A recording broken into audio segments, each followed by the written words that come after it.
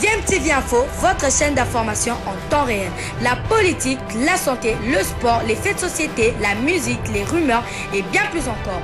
Vous découvrirez cela dans notre chaîne DMTV Info.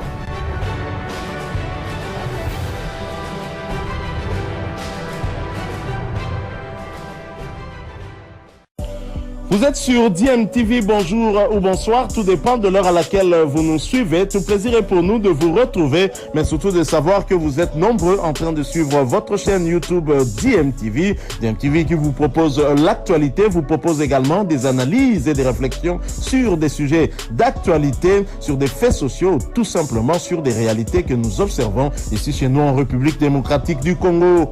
C'est une fausse rumeur. L'AS Maniema Union ne s'est pas retiré du championnat national de la RDC. Démenti apporté à Top Congo FM par le responsable média de cette formation de Kindu. Rachid Lumbo a réagi après que certains médias ont publié vendredi l'information selon laquelle Maniema Union s'était retiré du championnat national de la RDC. Faux, a donc indiqué Rachid Lumbo, qui affirme tout de même que le club de Kindu a, au cours de son assemblée ordinaire tenue hier vendredi, fustigé la mauvaise organisation de la dernière édition de la Vodacom Ligue 1. C'est une fausse rumeur. Nous sommes là, nous respectons notre championnat et nous voulons continuer dans notre championnat. Déjà à la fin de ce mois ou en début du mois d'août, déjà nous allons lancer nos activités de la saison avec la préparation qui va s'effectuer quelque part en République démocratique du Congo. Et après cette préparation, c'est justement pour jouer. Nous avons dit clairement dans notre assemblée générale ordinaire que l'AS Maniema Union jouera cette saison avec l'objectif de remporter la Linafoot. On ne va pas avoir un objectif, c'est de remporter un championnat que nous n'allons pas jouer. Donc c'est une évidence, nous allons jouer le championnat. Mais au moins, on a aussi dénoncé certaines choses, certaines histoires qui n'ont pas marché la saison passée. Ces choses-là font la honte du football congolais. Mais nous ne voulons plus revoir ce genre de choses. Et qu'il faut que certains aussi dirigeants changent. Nous voulons vraiment du changement. C'est tout ce que nous voulons. Nous voulons que notre football se développe davantage. Que nous puissions avoir un championnat à présenter même dans le monde. Pas un championnat comme celui. La saison passée, c'est une catastrophe. Voilà, c'était la Rachid Lumbu, il est responsable média de l'AS Maniema Union de Kindu, qui n'a pas su se qualifier pour les coupes interclubs de la CAF la saison prochaine. L'équipe de Kindu a donc fini 4e avec 36 points, juste derrière le trio de tête composé de tout-puissant Mazembe 48 points, l'ASV Club 2e 46 unités et le FC Saint-Éloi Popo 3e avec 44 points. Éliminatoire du championnat d'Afrique des Nations Algérie 2023, c'est aujourd'hui que nous connaîtrons la liste des 28 léopards à prime qui devront poursuivre le stage de préparation en vue de la double confrontation face au Tchad prévue en septembre prochain. Après une semaine de préparation à Kinshasa, les fauves congolais qui étaient au nombre de 44 resteront à 28, ce qui veut dire que 16 joueurs devront quitter la tanière. Une tâche pas facile pour le sélectionneur principal du léopard à prime qui a tout de même déjà une idée du groupe qui doit retenir. Otis Ngoma Kondi est donc obligé de faire tout de même des choix judicieux. On l'écoute. On va sortir les 28 joueurs et puis en libérer certains qui resteront toujours membres du groupe Léopard. Et pour cette préparation, je crois que certains ne sont pas encore prêts, que ce soit sur les plans musculaires, technico-tactiques ou sur les plans mentaux. Otis Ngoma Kondi, sélectionneur principal des Léopards à prime de la RDC. Mais avant la publication de cette liste, il faut signaler que les fauves congolais s'étaient largement imposés en amical jeudi au stade des Martyrs face aux internationaux congolais en vacances à Kinshasa sur le score de 6-0. Les meilleurs acteurs du football africain de la saison 2021-2022 ont été primés hier à Rabat au Maroc. C'était lors des CAF Awards. On serait même tenté de parler de Sénégal Awards, d'autant plus que le Sénégal a quasiment tout raflé. Il n'a laissé que de miettes à d'autres nations célébration du titre de meilleur joueur de l'année à celui du meilleur jeune joueur du continent, en passant par celui du meilleur entraîneur de l'année. Les Lions de la Teranga ont été plus que honorés. Sans surprise, Sadio Mané a conservé son titre de meilleur joueur africain.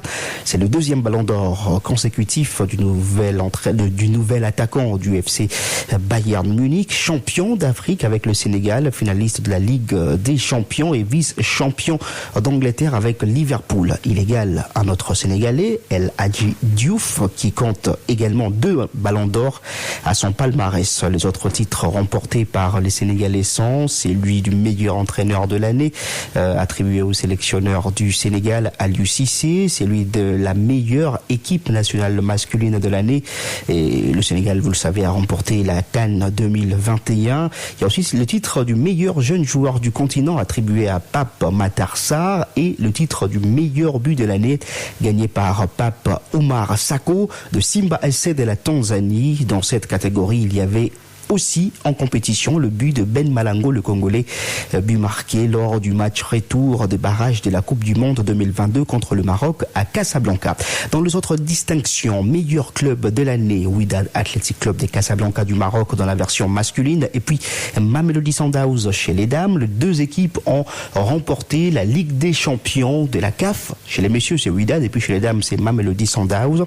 Meilleur entraîneur de l'équipe nationale féminine, Désiré Ellis, coach de l'équipe nationale féminine de la République sud-africaine, qualifiée pour la finale de la Coupe d'Afrique des Nations qui aura lieu demain face au Maroc. C'est d'ailleurs après cette finale que sera connue la meilleure équipe nationale féminine de l'année. Meilleure joueuse interclub de l'année, la Ghanéenne Evelyne Badou, et puis le titre de meilleur joueur interclub de la CAF est revenu au gardien égyptien El Shenaoui. C'est d'ailleurs le Congolais Robert Kidiaba qui a dévoilé son nom. La légende du football congolais et africain en général est revenu avant de décerner, ou encore avant de dévoiler ce nom, il est revenu sur la création, encore les origines de sa légendaire danse, le Kidiaba, qui on l'écoute. J'aimerais d'abord remercier le président de la CAF, M. Patrice Motsepe, et le membre de son comité de m'avoir honoré par cette présence. Deuxième remerciement, c'est à mon président Moïse Katumbi Chapoué par son encadrement, et aujourd'hui Robert se retrouve parmi les légendes africaines. Ça a commencé, j'étais à l'école. Souvent j'avais l'habitude de me réveiller très tôt le matin, aller faire les entraînements personnels. C'était à 6h. Du coup, il y a quelque chose qui m'arrive dans ma tête. C'est l'inspiration de Dieu. J'avais toujours l'habitude de faire des abdos. Ouais. Et après, j'étais fort avec l'exercice des abdos. Et maintenant, du coup, j'ai quelque chose qui m'arrive dans ma tête. J'ai essayé de bouger, non? Et puis ça tient. J'ai dit, bon, un jour, si par exemple il y a un but, ça sera ma célébration. Voilà, c'était là donc Robert Kidiaba, l'une des légendes du football africain, qui était hier lors de la cérémonie de CAF Awards. On quitte le football pour parler judo avec la présentation hier au judoka du nouveau coordonnateur, ou encore de la nouvelle coordination dirigée par Nicolas Lianza, par le ministre de Sport et Loisirs Serge Chembonkone. Vous le savez, cette coordination a été nommée par le ministre de Sport pour mettre fin à la crise qui règne depuis 2 ans maintenant au sein de la Fédération nationale congolaise de judo. La mission principale sera l'organisation des élections au cours des prochains jours. Et puis en volleyball, le comité d'organisation de la 18e édition de la Coupe du Congo a tenu sa première réunion hier ici à Kinshasa, au siège de la FEVOCO. Cette réunion a été présidée par Stéphane Kamango, son président. Affaire panneau publicitaire sur la coupole extérieure du stade Martyr. La société Mediamage, propriétaire de la structure, menace de poursuivre la société Vodacom au niveau de la justice sud-africaine si elle n'éprouve pas gain de cause ici en RDC. C'est ce qu'a annoncé son directeur général.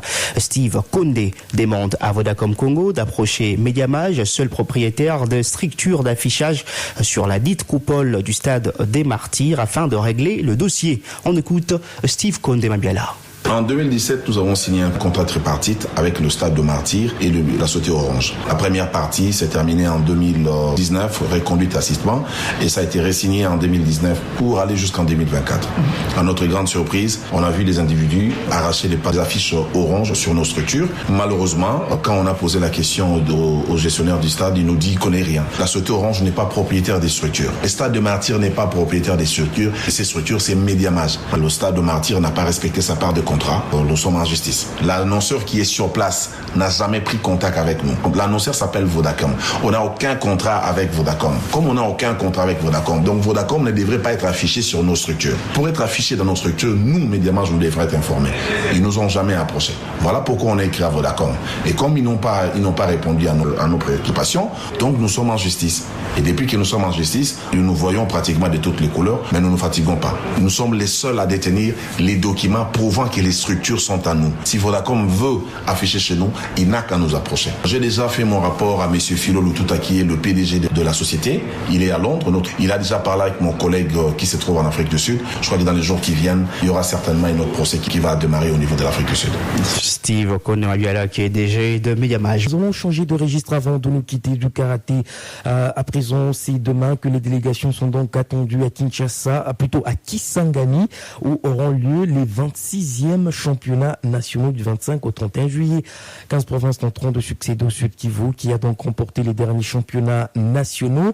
Cet événement annonce également les couleurs de la 2e édition du tournoi d'amitié des Grands Lacs, couplé cette année au championnat d'Afrique de karaté région centre. Et ce communiqué avant de nous quitter, c'est aujourd'hui que notre confrère Patrick Lupika Kabwisi, décédé depuis le 8 juillet dernier au Canada, sera donc inhumé sur place. Enterrement qui intervient après la veillée mortuaire.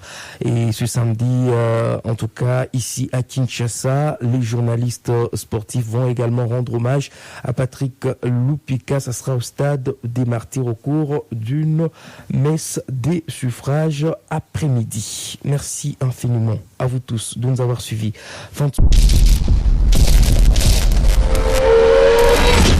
Bilile le kamalo bana evele.